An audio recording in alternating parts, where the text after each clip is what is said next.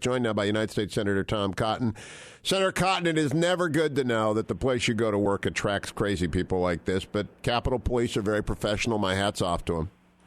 Yeah, Hugh, I also want to express my thanks and gratitude to the Capitol Police. I, like most senators and congressmen, are home this week during our Easter recess, but I have several young men and women working in my office, and I'm very grateful that the Capitol Police are so professional, so prompt, and put their lives on the line every day to keep them safe and to keep me safe when I'm in town, just like law enforcement does all around our country. Now, Senator Cotton, I want to turn from that, which is, the guy is obviously deranged and not a jihadi, but yesterday it was obviously jihadis in Pakistan. They were obviously targeting Christians, although a lot of Muslims were killed at the same time. We know about Brussels. We covered it 24/7. We're not covering Pakistan 24/7. That's just the way American news works. American news viewers are just not that interested in Pakistan, but we ought to be. That country's got nukes by the scores. Pakistan is a vitally important country, not just in the region, but for global security. But the attack yesterday, though, it should be on the minds of every American. It illustrates just how depraved and evil these terrorists are. They specifically targeted a park where mostly Christian families were celebrating Easter. Yesterday was Gabriel's first Easter. As you can imagine, we had him dressed up for church, and we enjoyed a nice service and then lunch at our family farm together. Families just like ours were blown to pieces yesterday by a bomb in Pakistan by Islamic radicals who don't just have a complaint about the United States, but have a existential opposition to anyone who doesn't submit to their radical ideology. And that's why we cannot live in peaceful coexistence with groups like the Islamic State, like Al-Qaeda, or radical Islamic terrorist group. The only solution is that we kill them before they kill us, or before they kill people like the Christians that were in that park yesterday. Jamie Weinstein of the Daily Beast, who'll be sitting in for me when I'm on vacation in May. I'm going to do the early shift starting next week, and so I have to take a vacation in May after 1 month of that.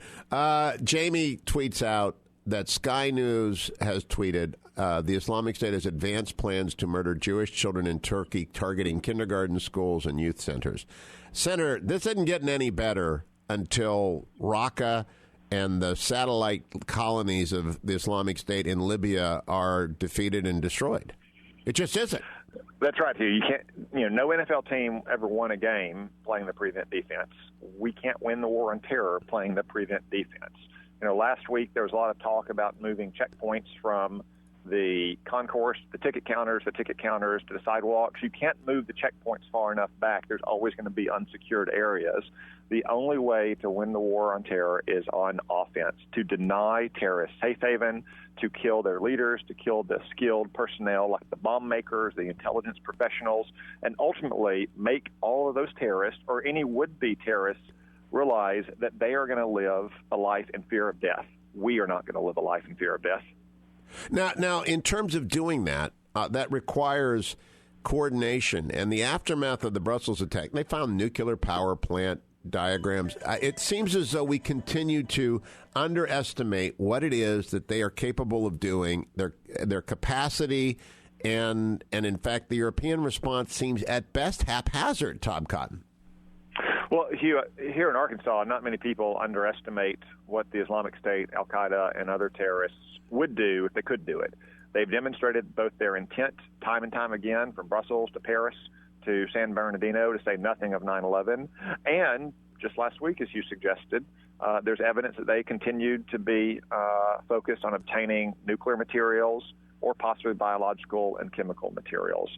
And no one in Arkansas doubts that they want to kill us here. The solution then is to kill them there first, to be back on offense. And you should just ask yourself, you, I, President Obama, every citizen should ask himself, what would we do if there was a Paris or a Brussels-style attack in Little Rock or in Los Angeles or in Washington, D.C.? Heaven forbid if it was with nuclear, biological, or chemical materials. And whatever your answer is, that's what we should do right now before that attack happens. But I do not know that the president thinks in those terms, Senator Cotton. And I want to be respectful of the office and of a guy who's probably overwhelmed by it. That Jeffrey Goldberg article did not leave me feeling other than he's overwhelmed by it. But he's in Cuba at a baseball game, and he doesn't leave the baseball game. I mean, we're not going to get anything out of this White House, are we? It's not. It's just 9 more months of drift. Hugh, it's a regrettable truth that the next 10 months are going to be very dangerous.